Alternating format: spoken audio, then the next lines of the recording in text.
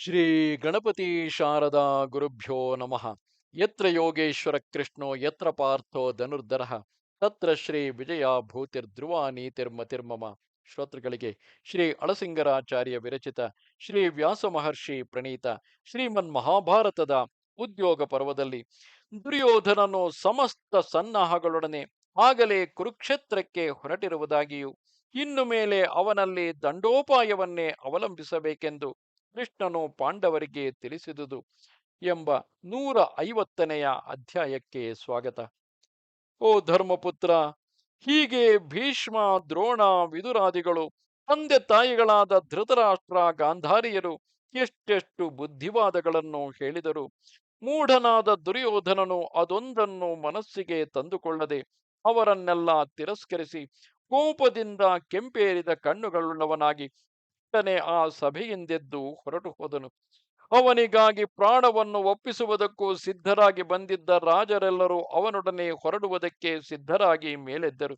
ಆಗ ದುರ್ಯೋಧನನು ಆ ರಾಜರನ್ನು ಕರೆದು, ಎಲೈ ರಾಜರೇ, ಇದು ಪುಷ್ಯ ನಕ್ಷತ್ರವು, ನೀವು ಕುರುಕ್ಷೇತ್ರಕ್ಕೆ ಹೊರಟು ಬಿಡಿರಿ, ಈ ಕ್ಷಣವೇ ಹೊರಡಿರಿ ಎಂದು ಬಾರಿ ಬಾರಿಗೂ ಒತ್ತಿ ಹೇಳಿದನು.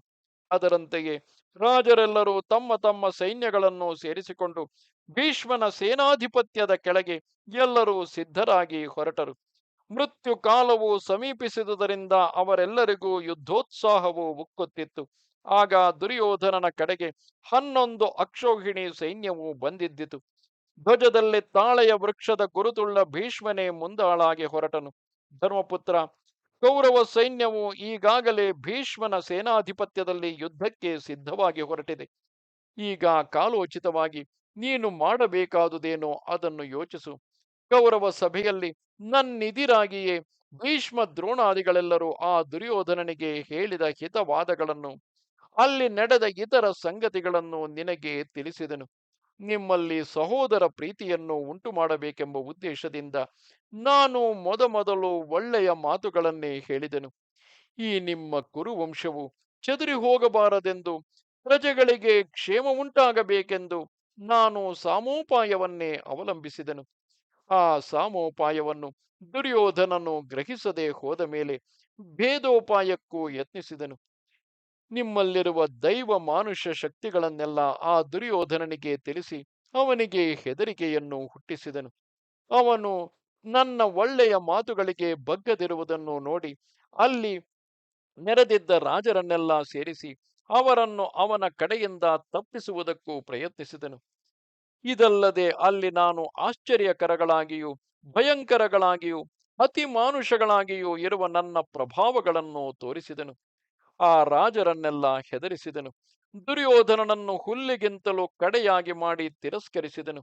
ಕರ್ಣ ಶಕುನಿಗಳನ್ನು ಬಾರಿ ಬಾರಿಗೂ ಹೆದರಿಸಿ ನೋಡಿದೆನು. ಆ ಧೃತರಾಷ್ಟ್ರ ಪುತ್ರರು ದ್ಯೂತದಿಂದ ನಿಮ್ಮನ್ನು ವಂಚಿಸಿದುದಕ್ಕಾಗಿ ಅವರನ್ನೆಲ್ಲ ಅನೇಕ ವಿಧವಾಗಿ ನಿಂದಿಸಿದನು.